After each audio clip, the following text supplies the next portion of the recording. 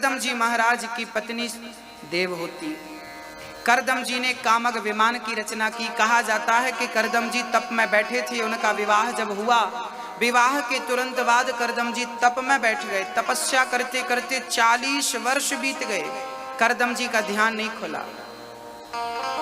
तब करदम जी की पत्नी सेवा करती रही। 40 वर्ष बाद जब तपस्या खुली तो देखा कि बूढ़ी सी स्त्री सामने बैठी, देवहूति बूढ़ी हो गई। सोचिए कि पत्नी, नया विवाह हुआ और पति तपस्या में चला गया। 40 वर्षों तक पति की सेवा करती रही। हमारे भारत में मॉडल लोग नहीं हुआ करते थे, हमारे भारत में तपस्वी नारियां हुआ करती थी, पतिव्रता नारियां हुआ करती थी। हाँ, मॉडलों का जमाना नहीं था। तपस्वियों का, तपस्वी स्त्रियों का, तपस्वी पुरुषों का जमाना था। करदम जी ने कहा, देवी मैं आपकी सेवा त्याग तपस्या से प्रसन्न हूं, बोलिए क्या वर चाहती हो। देवहूति ने कहा कि आप जैसे पति को पाकर एक स्त्री क्या चाह सकती है, मुझे एक पुत्र की कामना है। करदम जी ने उस विमान बनाया, कामग विमान, सरोवर में स्नान कराया। देवहूति ने स्नान किया, शरीर निर्मल हो गया, 16 वर्ष की कन्या बनकर निकली। करदम जी ने भी तप के प्रभाव से अपने आप को 16 वर्ष का कर लिया और दोनों विमान पर गए। वर्षों तक संसार का भोग भोगा। 9 बेटियां प्रकट हुई करदम जी की, अनसुईया, अरुंधति, श्रद्धा, गति, क्रिया, कला, ये सारी करदम जी की बेटियां। 9 बेटियों का विवाह संपन्न किया ब्रह्मा के 9 पुत्रों से। कला का विवाह मरीचि से, अनसुईया का विवाह अत्रि से, श्रद्धा का विवाह अंगिरा जी से, हविर्भू का विवाह पुलस्त जी से, गति का विवाह पुलह ऋषि से, क्रिया का विवाह क्रतु जी से, ख्याति का विवाह भृगु जी से, हाँ, वशिष्ठ जी का अरुंधति से, और अथर्वा जी का विवाह शांति नाम की कन्या से किया। ये ब्रह्मा जी के 9 पुत्रों से करदम जी की 9 बेटियों का विवाह संपन्न हुआ। करदम जी बोले, देवी मेरा गृहस्थ जीवन पूरा हुआ, गृहस्थ जीवन की जिम्मेदारियां परिपूर्ण हुई, अब मैं घर छोड़ के जा रहा हूं भगवान को प्राप्त करने के लिए। भक्तों, मैया जी, ओ मैया, ओ पंचायती मैया, पंचायत ना करना, प्रेम से कथा सुनना, बहुत सावधानी से कथा सुनना। और आप लोग घर जाने की जल्दी मत करो, आज तीसरा दिन है, 4 दिन और हैं, इसके बाद घर पे ही रहना है। घर कहीं भागा नहीं जा रहा है कि होशंगाबाद छोड़ के भोपाल चला जाएगा घर। भक्तों, यहां एक छोटा सा प्रश्न मैं आपसे करना चाहूंगा। भैया जी, जितने मेरे दादाजी बैठे हैं आपसे और जितनी मेरी मां बैठी हैं आपसे, करदम जी घर छोड़कर जाने की बात कर रहे हैं। एक बात बताओ,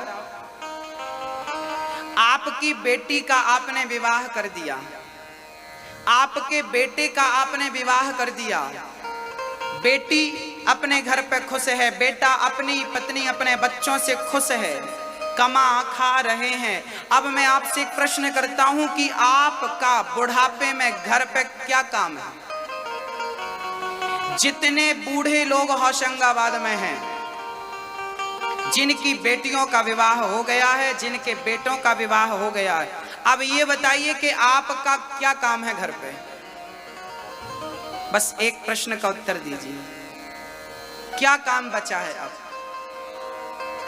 सारी जिम्मेदारियां पूरी हो गई, बिटिया का विवाह हो गया, बेटे का विवाह हो गया, अब क्यों घर पे खटिया तोड़ रहे हो?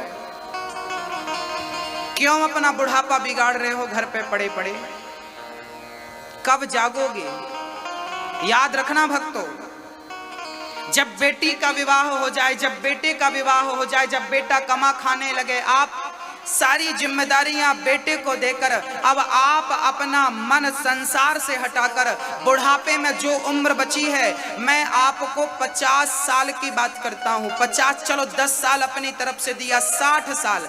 यहां जितने 60 वर्ष के दादा दादी बैठे हैं, बूढ़े बुजुर्ग बैठे हैं, मैं आपसे प्रश्न करता हूं कि बताइए, आप 60 साल के हो गए, अब आपका घर पे क्या काम है? कब मन लगाओगे भगवान से? कब मोहब्बत करोगे कन्हैया से? जो समय बचा है वो बेटी और बेटों में मत खपाओ, मत लगाओ। जो समय लगाना था बेटी को दे दिया, बेटे को दे दिया। अब बुढ़ापे का जो समय बचा है, अब एक एक समय, एक एक सेकंड कन्हैया के नाम कर दीजिए अपने बुढ़ापे का। हर समय किसके नाम? बोलो। अपनी बची उम्र किसके नाम करो? आज ही अपनी उम्र की रजिस्ट्री कन्हैया के नाम कर दो। कन्हैया मेरी हर श्वास तेरे लिए। कर दिया अपना कर्तव्य पूरा। क्या करोगे अब? बुढ़ापे में भी नाती नाती नाती ले जाओगी नाती को बांध कर?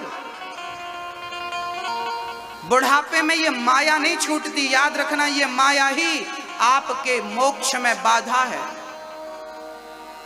ये माया ही आपको ईश्वर से मिलने नहीं देती, और इसी चक्कर में आपके कई जन्म हो गए।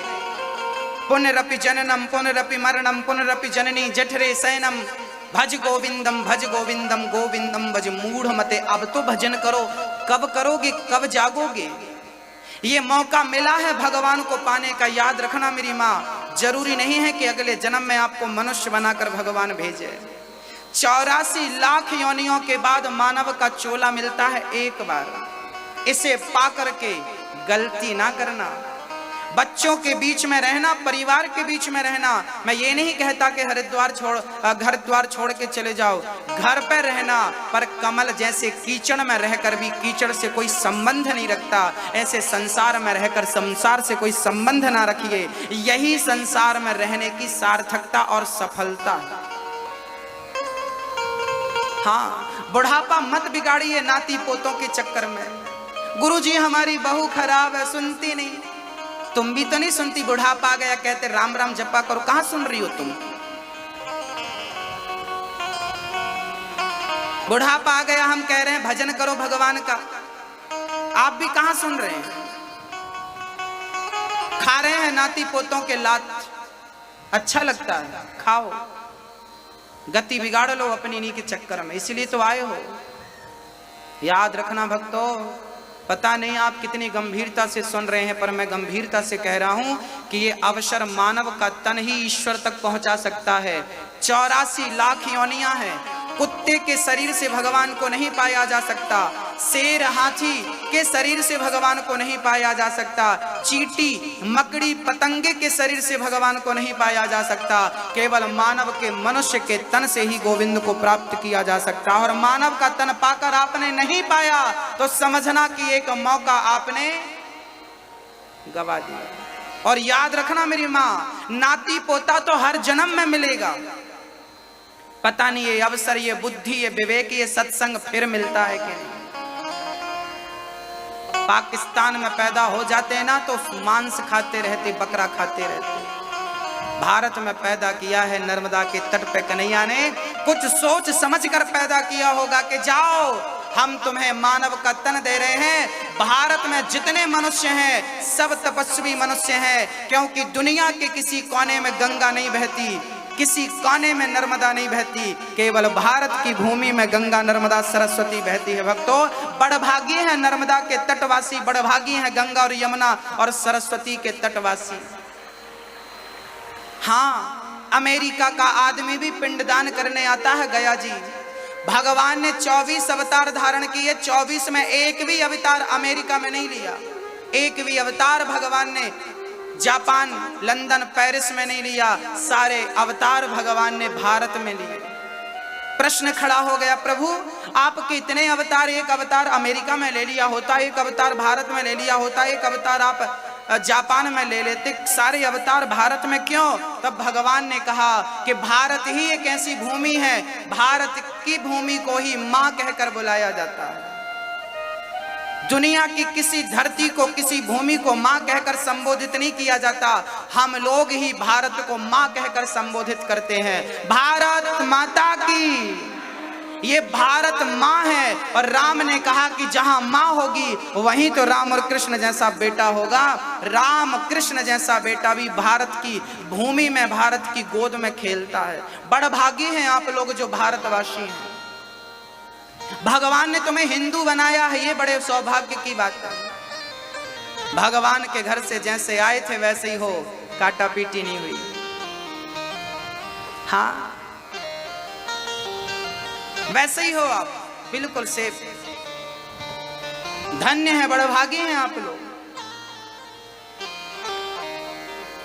आज विदेश के लोग आते हैं और आकर के ना हिंदू बन जाते हैं, तुलसी की माला पहनती हैं विदेश की माताएं।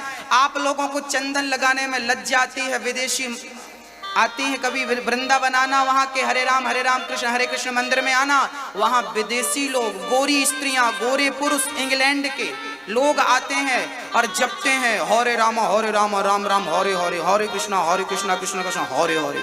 उनसे हिंदी नहीं आती ना, वो सही उच्चारण नहीं कर पाते, हरे राम वो शुद्ध नहीं बोलते, तो क्या बोलते हैं?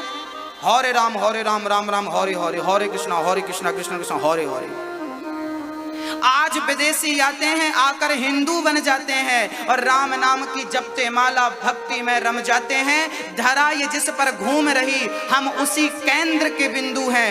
गर्व से कहो हम हिंदू हैं, हम हिंदू हैं, हम हिंदू।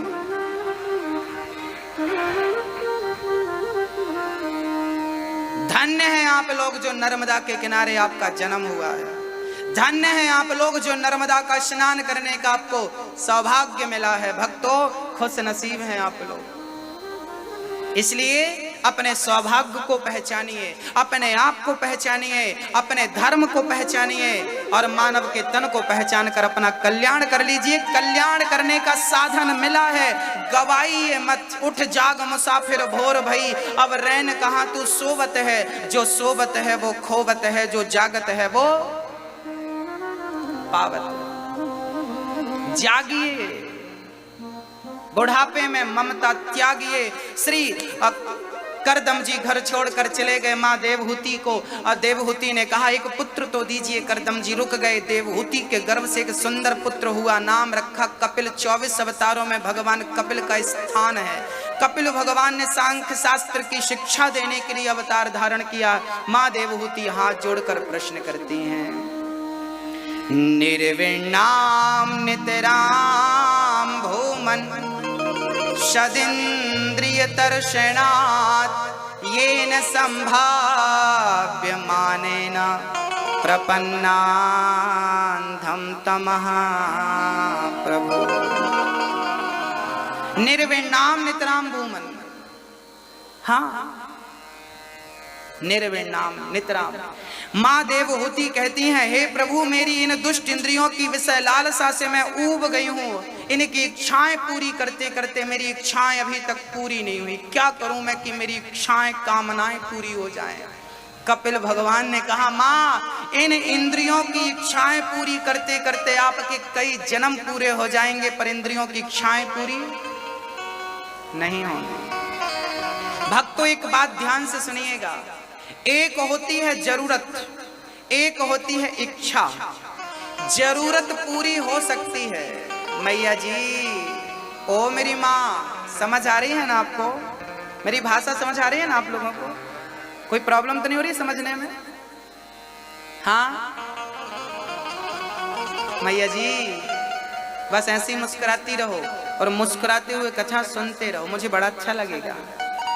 हाथों पर मुस्कान बनाए रखिएगा और प्रेम से कथा की गंगा की डुबकी लगाते रहिएगा। कपिल भगवान ने कहा, मां देवहूति इंद्रियों की इच्छाएं पूरी करते करते जीवन पूरा हो गया। एक होती है इच्छा, एक होती है जरूरत। जरूरत किस चीज की होती है हमें? रोटी, कपड़ा और मकान और शिक्षा, ये हमारी क्या है? बोलो मेरी माँ, ये क्या है हमारी? भैया जी, ओ भैया, ओ ताऊ, सुनो,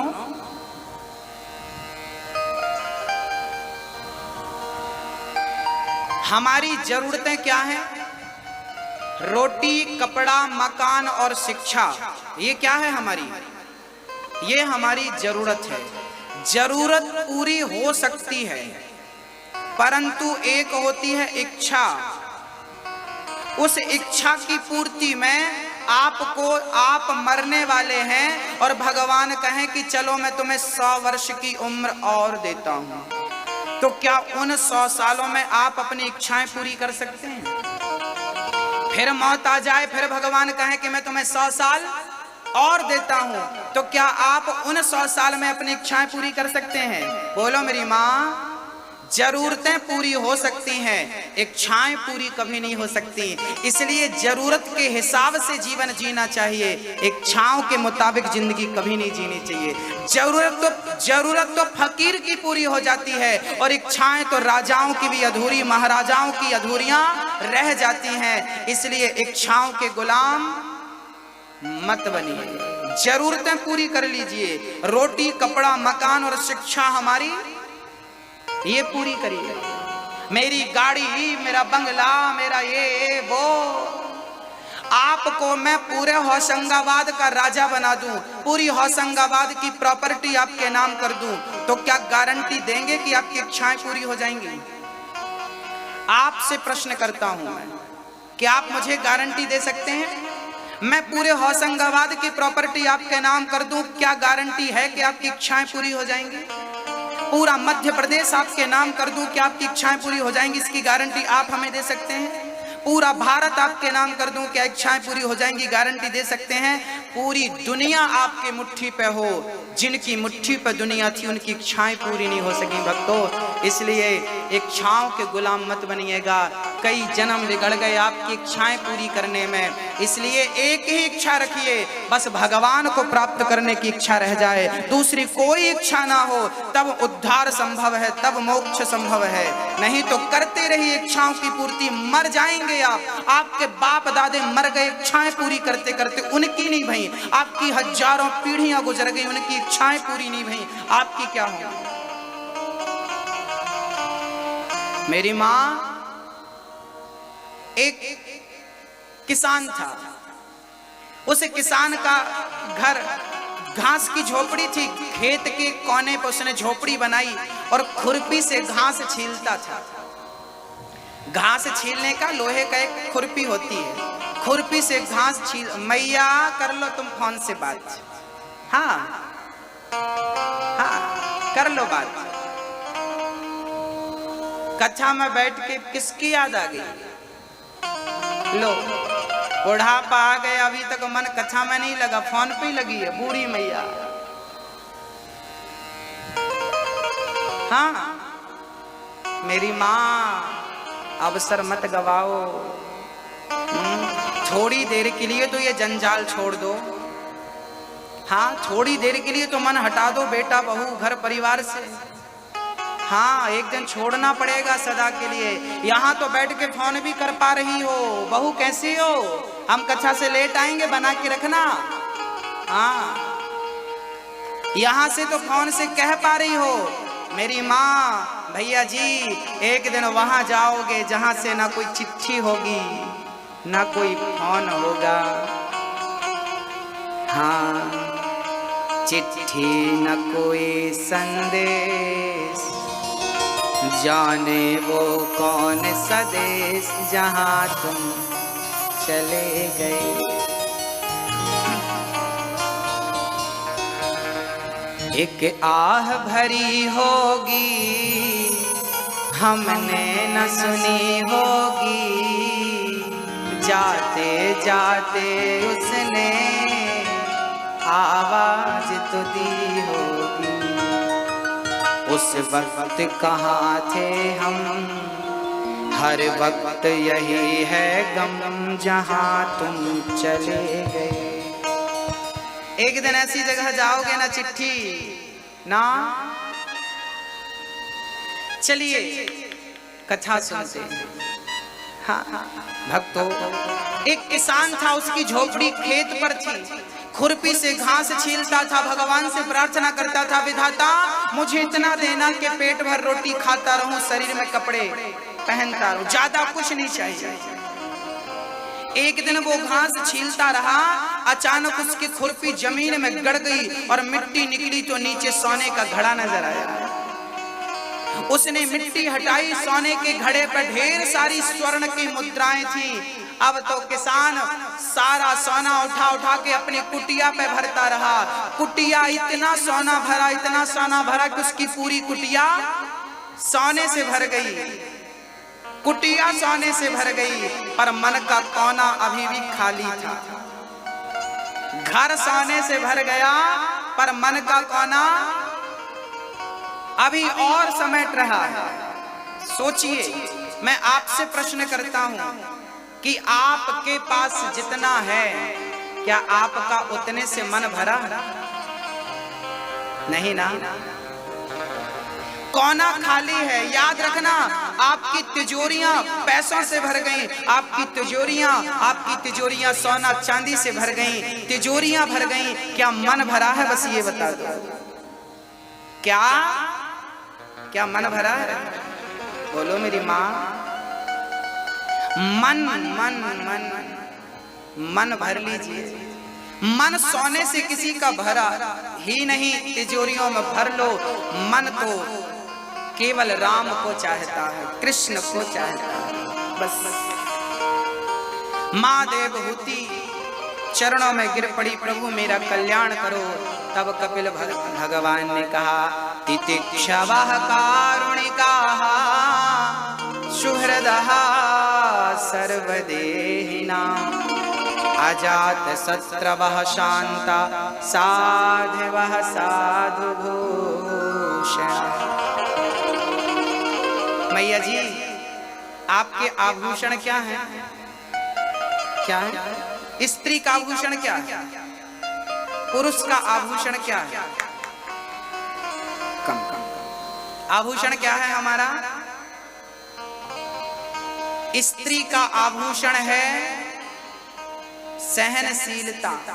पुरुष का आभूषण क्या है? सहनशीलता। हमारी शोभा अंगूठी से, सोने की चैन से, सोना चांदी कपड़ों से हमारी शोभा नहीं है भक्तों। हमारी सहनशीलता ही हमारा स्वभाव और हमारे संस्कार ही तो हमारी पहचान है। यही तो हमारे आभूषण है। तितिक्षवः कारुणिकाः, हमें सहनशील होना चाहिए। हमारा आभूषण क्या है मेरी माँ? एक स्त्री सोने से लदी हो, सोने से भरी हो, पर उसके अंदर सहनशीलता ना हो, दया ना हो, करुणा ना हो, प्रेम ना हो, तो क्या उसकी शोभा होगी? मेरी माँ, आपकी पहचान, आपकी शोभा सहनशीलता। इसलिए आभूषण कौन सा? तितिक्षवः, सहनशीलता। कपिल भगवान ने कहा, माँ, हर स्त्री को, हर पुरुष को सहनशील होना चाहिए। हर व्यक्ति को सहनशील बनना चाहिए। कपिल भगवान के उपदेश से माँ को, माँ सिद्धा नाम की नदी बनकर बह गई। कपिल देव जी ने कहा, माँ, बालक जब माँ के गर्भ में आता है ना, तो 1 माह में बच्चे का सिर बनता है, 2 माह में उसके हाथ पांव निकलते हैं, तीसरे माह में उस बच्चे का निर्माण होता है, स्त्री पुरुष के चिन्ह निकलते हैं, तीसरे माह की आखिरी में उसमें मूवमेंट होता है, वो हिलने डुलने लगता है, और चौथे माह से बच्चे को भूख लगने लगती है, 5वें माह में वो दाहिनी कोख से बाईं कोख में लात मारने लगता है, हिलने डुलने लगता है। माँ, बच्चा माँ के गर्भ में आता है तो बड़ा कष्ट होता है। उसका नन्हा सा मांस, कोमल मांस गर्भ के जीव खाते हैं, छोटे छोटे विषाणु खाते हैं। बच्चा बड़ा चिल्लाता है, भगवान से प्रार्थना करता है, हे प्रभु मुझे माँ के गर्भ से बाहर निकालो। जब आप माँ के गर्भ में थे ना, तो आप अपनी माँ से प्रार्थना, अपने भगवान से प्रार्थना करते थे, प्रभु मुझे इस गड्ढे से निकालो। अच्छा, माँ के गर्भ में क्या है? मखमल के गद्दे बिछे हैं क्या? सोना है, चांदी, एसी लगी है, उल्टा लटका रहता है आदमी माँ के गर्भ में। मलमूत्र का गड्ढा होता है। डॉक्टर कहता है बच्चे के मुंह पे गंदा पानी चला गया। गंदा पानी क्या होता है? मल और मूत्र होता है। वो मलमूत्र पी पी के तुम यहाँ बैठे हो। उस गर्भ में यही स्थिति रहती है। अब फिर से मलमूत्र पीना है आपको? हाँ या ना? बोलो, पीना है आपको मलमूत्र? माँ के गर्भ में जाओगे, पीना पड़ेगा। डॉक्टर कहता पेट में पानी चला गया बच्चे के, मलमूत्र पी गया। हाँ भक्तों, हम भगवान से कहते हैं प्रभु इस नरक से निकालो हमें। भगवान कहते हैं क्या बताऊं, मैंने कई बार तुझे निकाला, तू फिर ऐसे कर्म करता है किसी गड्ढे में फिर आ जाता है, मैं क्या करूं। मां का गर्भ क्या है? आपके कर्मों का फल है। व्यक्ति जब कुछ गलतियां करता है तब भगवान उसे, पुण्य बहुत होते हैं पर थोड़ी गलतियां होती हैं जिसके कारण भगवान मनुष्य बनाकर भेजते हैं और कहते हैं जाओ उन गलतियों को सुधार लेना, तुम्हारा मोक्ष हो जाएगा। और जिसका मोक्ष हो जाता है वो मृत्यु लोक में नहीं बैकुंठ लोक में रहकर भगवान का नित्य दर्शन करता है और आवागमन के चक्कर से सदा सदा के लिए मुक्त हो जाता है। और हिंदुस्तान की जनसंख्या 130 करोड़ है। इन 130 करोड़ में शायद है कि 10-20 लोगों का मोक्ष हो जाए। हाँ, 10-20 में शायद आपका भी नाम हो, मुझे विश्वास है। क्योंकि भगवान ने बाहर निकाला। भगवान से आपने कहा था, भगवान ने कहा था झूठ बोलेगा नहीं बोलूंगा, कपट करेगा नहीं करेगा, निंदा करेगा नहीं करूंगा, किसी का दिल दुखाएगा नहीं। भगवान बोले यदि तूने इन बातों का ख्याल रखा तो फिर तुझे जन्म गर्भ में लेना, फिर तुझे गर्भ में आना नहीं पड़ेगा, तेरा उद्धार हो जाएगा। पर भगवान की बातें बचपन में तो याद रहती हैं, जैसे ही बड़ा हुआ धीरे धीरे माया ऐसी लपटाती है कि सब कुछ भूल जाता है और फिर 84 के चक्कर में उलझ जाता है। ये पत्नी मेरी, बेटा मेरा, इनको मेरा कहने लगता है, भूल जाता है कि गोविंद मेरो है, गोपाल मेरो है। ये बात भूल करके दुनिया को अपना मानने लगा। यही तो माया है। हाँ, क्या बताऊं भक्तों, बड़ी प्रबल है। मम माया दुरतया। सुखदेव भगवान कहते हैं राजन मां सिद्धा नाम की नदी बनकर बह गई। कपिल देव जी ने आचमन किया, सीधा गंगा सागर चले गए। आज भी कपिल भगवान गंगा सागर में बैठे हैं। बाकी तीर्थ बार बार, गंगा सागर एक बार। क्यों एक बार? कपिल देव जी जंगल में गए ध्यान लगाने, संसार के लोग पहुंच गए, गुरु जी हमें बेटा घर से चला गया है, शादी वादी हो नहीं रही है, जरा कृपा करो। कपिल देव जी बोले ये भजन करने नहीं देंगे, अपने घर गृहस्थी की बातें करते हैं। तब कपिल देव जी इस जंगल से उस जंगल में, लोग फिर भी पीछा नहीं छोड़े। तब कपिल देव जी जंगल के समुद्र के बीच में एक टापू था, वहां चले गए। पर भगत बड़े चतुर, चेला लोग फिर नाव में चढ़ चढ़ के पहुंच गए। अब गुरु जी को लगा राम राम ये तो भजन नहीं करने देंगे। तब गुरु जी ने कहा सुनो, तुम रोज रोज मत आया करो। कपिल देव जी कहते हैं रोज मत आया करो। चेलों ने कहा गुरु जी आपका दर्शन किए बिना जी नहीं मानता। तो गुरु जी बोले एक काम करो, साल में एक बार आया करो, रोज रोज नहीं। हम तुम्हें साल में एक बार मिलेंगे। कौन सा दिन? गुरु जी ने कहा मकर संक्रांति के दिन हम मिला करेंगे। अब चेलों ने कहा गुरु जी यहाँ तो बड़ा समुद्र है, अब आपके पास आने में एक दिन लग जाएगा नाव में। तब भगवान कपिल ने समुद्र से कहा समुद्र जी आप साल भर यहाँ पर रहा करिए, पर एक दिन मेरे भक्तों को आने के लिए रास्ता खाली कर दिया करिए, मेरे भक्त लोग आसानी से आ सकें। दुनिया का सबसे बड़ा मेला आज भी गंगा सागर में लगता है, जहाँ 365 दिन में 364 दिन वहाँ पानी होता है, 20 फीट पानी होता है। साल में एक दिन के लिए समुद्र जगह खाली करता है। यकीन ना हो तो गंगा सागर जाकर देख लेना, ये सबसे बड़ा चमत्कार है। एक दिन के लिए समुद्र जगह खाली करता है। किसके लिए? कपिल भगवान जी ने कहा ना एक दिन खाली करना भक्तों के लिए। इसलिए कहा है कि सारे तीर्थ बार बार और गंगा सागर एक बार। वहां एक बार चले जाओगे तो दोबारा जाने का मन ही नहीं करेगा आपको। हाँ, वहां आदमी चलता नहीं है, पिसता है, इतनी भीड़ होती है, दोबारा जाने का जी नहीं करेगा। इसलिए बाकी तीर्थ एक बार, गंगा सागर एक बार, बाकी तीर्थ। गंगा सागर बड़ा पवित्र तीर्थ है भक्तों, साल में एक दिन का ही मेला होता। कपिल देव जी बैठ गए, बोलिए कपिल देव भगवान की। मनु जी महाराज की तीसरी पुत्री का नाम था प्रसूति। प्रसूति का विवाह दक्ष प्रजापति से हुआ। दक्ष की छोटी पुत्री का विवाह शंकर जी से हुआ। एक बार दक्ष प्रजापति को ब्रह्मा जी ने प्रजापतियों का मुखिया बना दिया तो उन्हें बड़ा अहंकार आ गया, मैं सबसे श्रेष्ठ हूं। अपने बड़े का अहंकार, जिसे बड़ा बना दिया जाए ना उसे अहंकार कहते हैं। ऊंट में बैठेगा तो हिलेगा जरूर। अहंकारी हो गए दक्ष। एक दिन भगवान शंकर का अपमान कर दिया। सभा में आए, शंकर जी उठकर खड़े होकर उन्हें नमस्कार नहीं किए तो गालियां देने लगे। अरे मूर्खो, सभासदों, इसे क्यों बुला लिया? ना उठने का ज्ञान, ना बैठने का ज्ञान, ना खाने का ज्ञान, ना पीने के ज्ञान। भरी सभा में भगवान शिव का दक्ष ने अपमान किया। पर धन्य है भगवान शंकर की दक्ष की गालियां सुनते रहे और चुप रहे। शंकर जी को पता था कि हमें सुन लेना ही ठीक है। अच्छा भक्त, एक बात बताओ, दक्ष ने भगवान को गालियां दी तो क्या बदले में शंकर जी को भी गालियां देनी चाहिए थी? यदि आपको कुत्ते ने काटा तो आप क्या करेंगे? कुत्ते को काटेंगे? बताइए, नहीं काटेंगे ना। इंजेक्शन लगवा कर अपना इलाज करेंगे। जैसे दुष्ट व्यक्ति अपना स्वभाव नहीं छोड़ता गाली देने का, तो सज्जन को भी क्षमा करने का स्वभाव कभी नहीं छोड़ना चाहिए। कुत्ते ने तुम्हें काटा है, क्षमा कर दो कुत्ते को, उसे काटोगे? अच्छा एक बात बताइए, माना कि आपको किसी ने गधा कहा, तुम गधे हो, आपको बुरा लगता है कि नहीं? आपको कोई कह दे तुम गधे हो, गधे, मैया जी, बुरा लगता है कि नहीं? आपको कोई गधी कह दे, गधी हो, बुरा लगता है कि नहीं?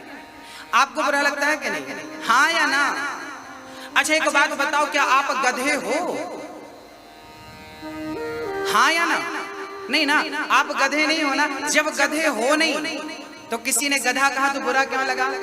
आप किसी के कहने से गधे होते नहीं है, पर जब आप स्वीकार कर ले, मुझे गधा कहा, मुझे, अब आप गधे हो गए। अब आप गधे हो क्योंकि आपने स्वीकार कर लिया। क्यों स्वीकार किया? आपके फेसबुक में दो ऑप्शन, जब आपको किसी ने फ्रेंड रिक्वेस्ट भेजी ना तो फेसबुक में दो ऑप्शन होते हैं, या तो एक्सेप्ट कर लीजिए या तो कैंसिल कर दीजिए। होता है कि नहीं? आपको किसी ने गालियां दी तो आप उसकी गालियां एक्सेप्ट क्यों करते हैं? कैंसिल कर दीजिए ना। भैया तूने मुझे गधा कहा, तेरा गधा तुझे मुबारक हो, मैं गधा तेरा स्वीकार नहीं करता। तेरी गाली तुझे मुबारक हो, तेरी गाली मैं स्वीकार नहीं कर। चलिए एक बात बताइए, आप अपने घर पे चाबी ताला लगाते हो, लॉकर में, तिजोरी में, घर पे, तो क्या आप अपने घर की चाबियां पड़ोसी को दे देते हैं? भैया ये मेरे घर की चाबी है, फलानी जगह पे पैसा रखा है, चाबी आप ले देते हैं? आप अपने घर की चाबियां किसी को नहीं देते, तो आपने अपनी चाबियां पड़ोसियों को क्यों दे रखी हैं?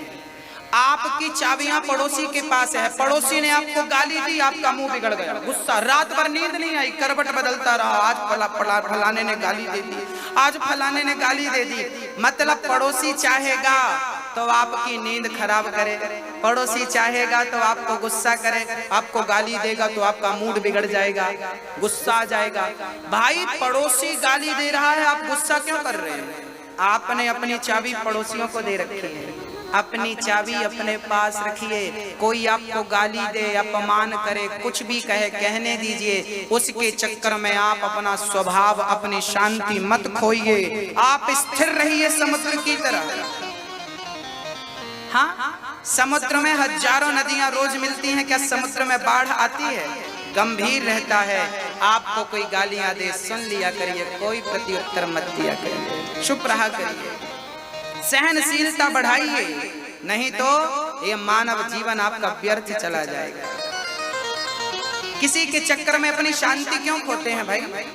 खोना चाहिए क्या? हाँ या ना? तो आज से भगवान श्री कृष्ण ने शिशुपाल की कितनी गालियां सुनी थी? आज से आपको कम से कम 20 गालियां सुननी है पड़ोसियों की, कम से कम 20। क्या फर्क पड़ता है बताइए? क्या आप गालियां सुनकर छोटे हो जाते हैं? बताइए, क्या बबूल अपना स्वभाव काटे देना छोड़ देगा? जैसे बबूल कभी अपना स्वभाव नहीं छोड़ता, जैसे गुलाब कभी महकना नहीं छोड़ता, ऐसे ही दुष्ट अपनी दुष्टता नहीं छोड़ता, तो सज्जन को भी अपनी सज्जनता कभी नहीं छोड़नी चाहिए। आपका काम गाली देना है, मेरा काम क्षमा करना, करिए ना। जब वो दुष्ट अपनी दुष्टता पर अटल है तो आपको भी अपनी शांति पर, अपने संस्कारों पर अटल रहना चाहिए।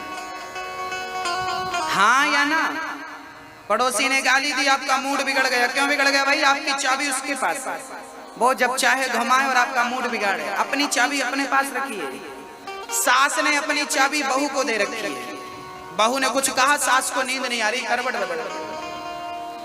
सास ने बहू को चाबी दे रखी है और बहू ने सास को चाबी। सास जब चाहती घुमा देती है तो बहू को नींद नहीं आती। क्यों? अपनी चाबी आपने दूसरों को दे रखी है। कहने दो ना जमाने को, हाथी चला बाजार कुत्ते लगे हजार। क्या बिगड़ रहा है? क्या बिगड़ रहा है आपका? कहने दो, जमाना क्या कहता है, तुम्हें गालियां देता, देने दो ना गालियां। कोई अच्छा एक बात बताओ, अभी यहाँ खड़ा होकर कोई मुझे गालियां देने लगे तो क्या मुझे उसको गालियां देना चाहिए? यदि मैंने भी गालियां दे दी तो उसमें और मुझ में कोई अंतर रह जाएगा? हाँ या ना? बोलो मेरी माँ। वो दुष्ट है तो क्या उसके जैसा मैं बन जाऊं? ना, ना, ना। सदा मुस्कुराइए, बोलिए घी मैया, बोलो घी, देसी घी बोलो, डालडा मत बोलो, देसी घी, घी, स्माइल, प्रसन्न रहिए, बोलो घी मैया। भी नहीं, भी नहीं, घी, घी, घी, घी, घी, घी, घी। सास गालियां देना तो उसकी तरफ देख के मन में घी घी बोलते रहा कर, घी, घी, घी, घी, घी। बहू गाली दे तो सास को क्या बोलना चाहिए? घी, घी, घी, घी, घी। सास को लगेगा मेरी गाली का इस पर कोई असर ही नहीं है, बेचारी चुप हो जाएगी, कब तक अकेली भौंकेगी, चुप हो जाएगी। किसी की गालियों का आप पर कोई असर ना हो, मैं ये चाहता हूं। सदा मुस्कुराइए, सदा प्रसन्न रहिए। एक मैया वृंदावन गई, वहां से ठाकुर जी कन्हैया जी को खरीदने लगी। भैया जरा वो कन्हैया जी दिखाना, वो बाजू वाले दिखाना, बाजू वाले। क्यों? ये क्यों नहीं? और मैया बोली वो बाजू वालों की स्माइल ज्यादा है ना। एक भक्त भगवान को खरीदता है ना तो कौन सा भगवान? जिनकी स्माइल अच्छी हो। सोचिए, आपको हंसता मुस्कुराता भगवान अच्छा लगता है तो भगवान को भी हंसता मुस्कुराता भगत बहुत अच्छा लगता है। इसलिए हंसते मुस्कुराते रहा करिए, किसी की बातों को दिल तक ना ले जाया करिए। कह दिया से कह दिया, गाली दी ना दे दे। कीचड़ पांव में लग जाए आपके तो आप कीचड़ को घर पे ले जाओगे कि धुलकर साफ कर लोगे? किसी ने गालियां दी, कीचड़ उछाला है, कोई बात नहीं, साफ करो। छुट छुट कहां ध्यान देते रहेंगे आप? लक्ष्य को भूल जाएंगे यदि इन पर ध्यान दे दिया तो। कपिल शंकर जी का अपमान दक्ष ने किया, श्राप दे दिया, तुम्हें यज्ञ में कोई भाग नहीं मिलेगा। शंकर जी के नंदी ने श्राप दे दिया, आया तब से मैं करता है, जा तेरा सिर बकरे का हो जाए। और भृगु जी ने श्राप दे दिया, तुम जैसे शिवगण पाखंडी हो जाए। तो नंदी ने श्राप दे दिया, तुम जैसे बाबा जी भिखमंगे हो जाए। शंकर जी को लगा ये सब स्वागत सम्मान समारोह था, ये श्राप समारोह बन चुका है। शंकर जी चले गए, दक्ष ने कनखल में यज्ञ किया, शंकर जी का अपमान करने के लिए सबको बुलाया, शिव जी को निमंत्रण नहीं दिया। माता सती बिना बुलाए गई, जलकर उस यज्ञ में भस्म हो गई। शंकर जी को पता लगा, माता सती का जलता शरीर लेकर दौड़े हैं। 52 जगह पर माता सती का शरीर गिरा है, 52 शक्ति पीठ बन गई। और आखिरी में क्या हुआ भक्तों? आखिरी में दक्ष चरणों में गिर पड़े। वीरभद्र ने सिर काट दिया था, तब बकरी का सिर लगाकर जीवित किया। सती पार्वती के रूप में जन्म लेती हैं और भगवान शंकर का मां जगत जननी जगदम्बा से विवाह संपन्न होता है। बोलिए शंकर भगवान